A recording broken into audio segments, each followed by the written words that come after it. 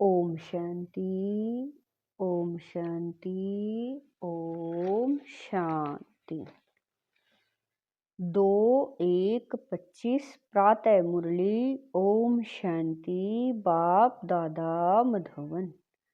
मीठे बच्चे, बाप का पार्ट एक्यूरेट है, वह अपने समय पर आते हैं। जरा भी फर्क नहीं पड़ सकता उनके आने का। यादगार शिवरात्रि खूब धूमधाम से मनाओ। प्रश्न है, किन बच्चों के विक्रम पूरे पूरे विनाश नहीं हो पाते? उत्तर है, जिनका योग ठीक नहीं है, बाप की याद नहीं रहती, तो विक्रम विनाश नहीं हो पाते। योग युक्त न होने से इतनी सदगति नहीं होती। पाप रह जाते हैं, फिर पद भी कम हो जाता है। योग नहीं तो नाम रूप में फंसे रहते हैं। उनकी ही बातें याद आती रहती है, वह देही अभिमानी रह नहीं सकते।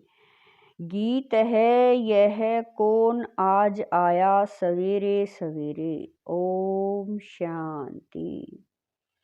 सवेरा कितने बजे होता है? बाबा सवेरे कितने बजे आते हैं? कोई ने कहा 3 बजे, कोई ने कहा 4, कोई ने कहा संगम पर, कोई ने कहा 12 बजे। बाबा एक्यूरेट पूछते हैं, 12 को तो तुम सवेरा नहीं कह सकते हो। 12 बजकर 1 सेकंड हुआ, 1 मिनट हुआ तो AM अर्थात सवेरा शुरू हुआ। यह बिल्कुल सवेरा है। ड्रामा में इनका पार्ट बिल्कुल एक्यूरेट है। सेकंड की भी देरी नहीं हो सकती। यह ड्रामा अनादि बना हुआ है। 12 बजकर 1 सेकंड जब तक नहीं हुआ है तो AM नहीं कहेंगे। यह बेहद की बात है। बाप कहते हैं, मैं आता हूँ सवेरे सवेरे। विलायत वालों का AM PM एक्यूरेट चलता है। उन्हों की बुद्धि फिर भी अच्छी है। वह इतना सतो प्रधान भी नहीं बनते हैं तो तमो प्रधान भी नहीं बनते हैं। भारतवासी ही 100% सतो प्रधान फिर 100% तमो प्रधान बनते हैं तो बाप बड़ा एक्यूरेट है। सवेरे अर्थात 12 बजकर 1 मिनट। सेकंड का हिसाब नहीं रखते। सेकंड पास होने में मालूम भी नहीं पड़ता। अब यह बातें तुम बच्चे ही समझते हो। दुनिया तो बिल्कुल घोर अंधियारे में है। बाप को सभी भक्त दुख में याद करते हैं, पतित पावन आओ, परंतु वह कौन है, कब आते हैं, यह कुछ भी नहीं जानते। मनुष्य होते हुए एक्यूरेट कुछ नहीं जानते, क्योंकि पतित तमो प्रधान है। काम भी कितना तमो प्रधान है। अभी बेहद का बाप ऑर्डिनेंस निकालते हैं, बच्चे काम जीत जगत जीत बनो। अगर अभी पवित्र नहीं बनेंगे तो विनाश को पाएंगे। तुम पवित्र बनने से विनाश, अभी बाबा कह रहे हैं, तुम पवित्र बनने से अविनाशी पद को पाएंगे। तुम राजयोग सीख रहे हो ना। स्लोगन में भी लिखते हैं, बी होली बी योगी। वास्तव में लिखना चाहिए बी राजयोगी। योगी तो कॉमन अक्षर है। ब्रह्मा से योग लगाते हैं, वह भी योगी ठहरे। बच्चा बाप से, स्त्री पुरुष से योग लगाती है, परंतु यह तुम्हारा है राजयोग। बाप राजयोग सिखलाते हैं, इसीलिए राजयोग लिखना ठीक है। Be holy and Rajyogi. दिन प्रतिदिन करेक्शन तो होती रहती है। बाप भी कहते हैं, आज तुमको गुह्य से गुह्य बातें सुनाता हूँ। अब शिव जयंती भी आने वाली है। शिव जयंती तो तुमको अच्छी रीति मनानी है। शिव जयंती पर तो बहुत अच्छी रीति सर्विस करनी है। जिनके पास प्रदर्शनी है, सभी अपने अपने सेंटर पर अथवा घर में शिव जयंती अच्छी रीति मनाओ और लिख दो, शिव बाबा गीता ज्ञान दाता बाप से बेहद का वर्षा लेने का रास्ता आकर सीखो। भलबत्तियां आदि भी जला दो। घर घर में शिव जयंती मनानी चाहिए। तुम ज्ञान गंगाएं हो ना, तो हर एक के पास गीता पाठशाला होनी चाहिए। घर घर में गीता तो पढ़ते हैं ना। पुरुषों से भी माताएं भक्ति में तीखी होती हैं। ऐसे कुटुंब परिवार भी होते हैं जहां गीता पढ़ते हैं, तो घर में भी चित्र रख देने चाहिए। लिख दें कि बेहद के बाप से आकर फिर से वर्षा लो। यह शिव जयंती का त्योहार वास्तव में तुम्हारी सच्ची दीपावली है। बाबा कह रहे हैं, जब शिव बाप आते हैं तो घर घर में रोशनी हो जाती है। इस त्योहार को खूब बत्तियां आदि जलाकर रोशनी कर मनाओ। तुम सच्ची दिवाली मनाते हो। फाइनल तो होना है सतयुग में, वहां घर घर में रोशनी ही रोशनी होगी, अर्थात हर आत्मा की ज्योत जगी रहती है। यहाँ तो अंधियारा है, आत्माएं आसुरी बुद्धि बन पड़ी हैं। वहां आत्माएं पवित्र होने से दैवी बुद्धि रहती है। आत्मा ही पतित, आत्मा ही पावन बनती है। अभी तुम वर्थ नोट ए पैनी से पाउंड बन रहे हो। आत्मा पवित्र होने से शरीर भी पवित्र मिलेगा। यहाँ आत्मा अपवित्र है तो शरीर और दुनिया भी इम्प्योर है। इन बातों को तुम्हारे में से कोई थोड़े हैं जो यथार्थ रीति समझते हैं और उनके अंदर खुशी होती है। नंबरवार पुरुषार्थ तो करते रहते हैं। ग्रहचारी भी होती है। कभी राहु की ग्रहचारी बैठती है तो आश्चर्यवत भागंती हो जाते हैं। बृहस्पति की दशा से बदलकर ठीक राहु की दशा बैठ जाती है। काम विकार में गया और राहु की दशा बैठी। मल्ल युद्ध होती है ना। तुम माताओं ने देखा नहीं, क्योंकि बाबा कह रहे हैं तुम माताओं ने देखा नहीं होगा, क्योंकि माताएं होती हैं घर की घरेत्री। अब तुमको मालूम है, भ्रमरी को घरेत्री अर्थात घर बनाने वाली कहते हैं। घर बनाने का अच्छा कारीगर है, इसीलिए घरेत्री नाम है।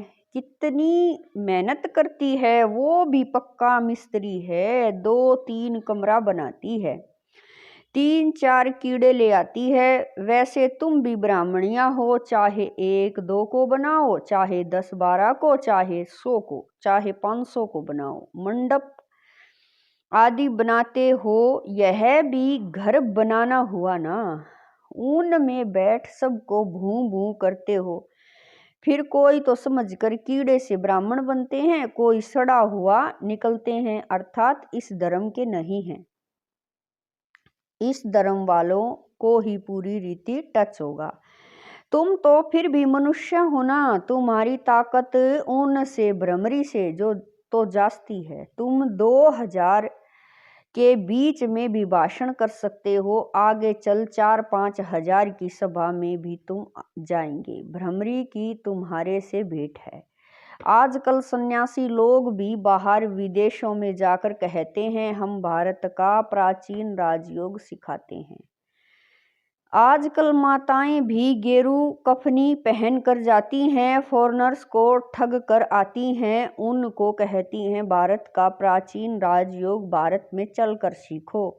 तुम ऐसे थोड़ा ही कहेंगे कि भारत में चलकर सीखो। तुम तो फॉरेन में जाएंगे तो वहाँ ही बैठ समझाएंगे यह राजयोग सीखो तो स्वर्ग में तुम्हारा जन्म हो जाएगा। इसमें कपड़ा आदि बदलने की बात नहीं। यहाँ ही देह के सब संबंध भूल अपने को आत्मा समझ बाप को याद करो। बाप ही लिबरेटर गाइड है, सबको दुख से लिबरेट करते हैं। अभी तुमको सतो प्रधान बनना है। तुम पहले गोल्डन एज में थे, अब आयरन एज में हो। सारी वर्ल्ड सभी धर्म वाले आयरन एज में हैं। कोई भी धर्म वाला मिले उनको कहना है, बाप कहते हैं अपने को आत्मा समझ मुझे याद करो तो तुम पावन बन जाएंगे, फिर मैं साथ ले जाऊंगा। बस इतना ही बोलो, जास्ती नहीं। यह तो बहुत सहज है, तुम्हारे शास्त्रों में भी है कि घर घर में संदेश दिया, कोई एक रह गया तो उसने उलाना दिया, मुझे कोई ने बताया नहीं, बाप आए हैं तो पूरा ढिंडोरा पीटना चाहिए। एक दिन जरूर सबको पता पड़ेगा कि बाप आए हैं शांति धाम सुख धाम का वर्षा देने। बरोबर जब डीटिज्म था तो और कोई धर्म नहीं था, सभी शांति धाम में थे। ऐसे ऐसे ख्यालात चलने चाहिए, स्लोगन बनाने चाहिए। बाप कहते हैं देह सहित सब संबंधों को छोड़ो, अपने को आत्मा समझ मुझ बाप को याद करो तो आत्मा पवित्र बन जाएगी। अभी आत्माएं अपवित्र हैं, अभी सबको पवित्र बनाए बाप गाइड बन वापिस ले जाएगा, सब अपने अपने सेक्शन में चले जाएंगे। फिर डीटी धर्म वाले नंबरवार आएंगे। कितना सहज है, यह तो बुद्धि में धारण होना चाहिए। जो सर्विस करते हैं वह छिपे नहीं रह सकते, डिस सर्विस करने वाले भी छिप नहीं सकते, सर्विसेबल को तो बुलाते हैं। जो कुछ भी ज्ञान नहीं सुना सकते उनको थोड़ा ही बुलाएंगे, वह तो और ही नाम बदनाम कर देंगे। कहेंगे बी के ऐसे होते हैं क्या, पूरा रिस्पोंड भी नहीं करते तो नाम बदनाम हुआ ना। शिव बाबा का नाम बदनाम करने वाले ऊंच पद पा न सके।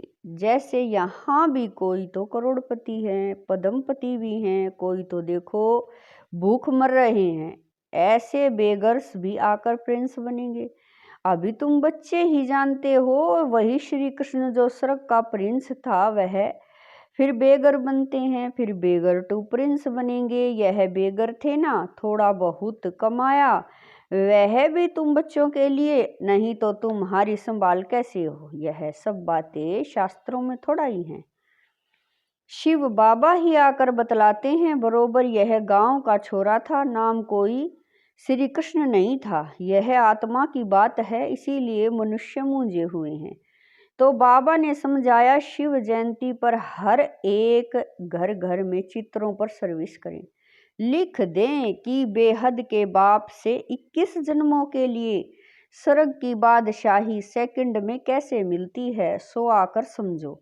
जैसे दिवाली पर मनुष्य बहुत दुकान निकाल बैठते हैं, तुमको फिर अविनाशी ज्ञान रत्नों का दुकान निकाल बैठना है। तुम्हारा कितना अच्छा सजाया हुआ दुकान होगा, मनुष्य दिवाली पर करते हैं, तुम फिर शिव जयंती पर करो। जो शिव बाबा सबके दीप जगाते हैं, तुमको विश्व का मालिक बनाते हैं, वह तो लक्ष्मी से विनाशी धन कमाते हैं और यहाँ जगत अम्बा से तुमको विश्व की बादशाही मिलती है। यह राज बाप समझाते हैं, बाबा कोई शास्त्र थोड़ा ही उठाते हैं। बाप कहते हैं मैं नॉलेजफुल हूँ ना, हाँ यह जानते हैं। फलाने फलाने बच्चे सर्विस बहुत अच्छी करते हैं, इसीलिए याद पड़ती है, बाकी ऐसे नहीं कि एक एक के अंदर को बैठ जानता हूँ। हाँ कोई समय पता पड़ जाता है यह पतित है, शक पड़ता है, उनकी शक्ल ही मायूस हो जाती है, तो ऊपर से बाबा भी कहला भेजता है, इनसे पूछो यह भी ड्रामा में नूंद है, जो कोई कोई के लिए बताते हैं, बाकी ऐसे नहीं सबके लिए बताएंगे। ऐसे तो ढेर हैं, काला मुंह करते हैं, जो करेंगे सो अपना ही नुकसान करेंगे। सच बतलाने से कुछ फायदा होगा नहीं, बताने से और ही नुकसान करेंगे। समझना चाहिए बाबा हमको गोरा बनाने आए हैं और हम फिर काला मुंह कर लेते हैं, यह है ही कांटों की दुनिया, ह्यूमन कांटे हैं। सतयुग को कहा जाता है गार्डन ऑफ अल्लाह और यह है फॉरेस्ट। इसीलिए बाप कहते हैं जब जब धर्म की गलानी होती है तब मैं आता हूँ। फर्स्ट नंबर श्री कृष्ण देखो, फिर 84 जन्मों के बाद कैसा बन जाता है। अभी सब हैं तमो प्रधान, आपस में लड़ते रहते हैं। यह सब ड्रामा में है, फिर स्वर्ग में यह कुछ नहीं होगा। पॉइंट्स तो ढेर की ढेर हैं, नोट करनी चाहिए। जैसे बैरिस्टर लोग भी पॉइंट्स का बुक रखते हैं ना, डॉक्टर लोग भी किताब रखते हैं, उसमें देखकर दवाई देते हैं। तो बच्चों को कितना अच्छी रीति पढ़ना चाहिए, सर्विस करनी चाहिए। बाबा ने नंबर 1 मंत्र दिया है, मन मना भव। बाप और वर्षे को याद करो तो स्वर्ग के मालिक बन जाएंगे। शिव जयंती मनाते हैं, परंतु शिव बाबा ने क्या किया, जरूर स्वर्ग का वर्षा दिया होगा। उसको 5000 वर्ष हुए। स्वर्ग से नरक, नरक से स्वर्ग बनेगा। बाप समझाते हैं, बच्चे योग युक्त बनो तो तुम्हें हर बात अच्छी तरह समझ में आएगी। परंतु योग ठीक नहीं है, बाप की याद नहीं रहती तो कुछ समझ नहीं सकते। विक्रम भी विनाश नहीं हो पाते, योग युक्त न होने से इतनी सदगति भी नहीं होती है। पाप रह जाते हैं, फिर पद भी कम हो जाता है। बहुत हैं, योग कुछ भी नहीं है, नाम रूप में फंसे रहते हैं। उनकी ही याद आती रहेगी तो विक्रम विनाश कैसे होंगे। बाप कहते हैं, देही अभिमानी बनो। अच्छा, मीठे मीठे शकील दे बच्चों प्रति माता पिता बाप दादा का याद प्यार और गुड मॉर्निंग। रूहानी बाप की रूहानी बच्चों को नमस्ते। रूहानी बच्चों की रूहानी माता पिता बाप दादा को दिलवा जान शिकवा प्रेम से याद प्यार गुड मॉर्निंग नमस्ते।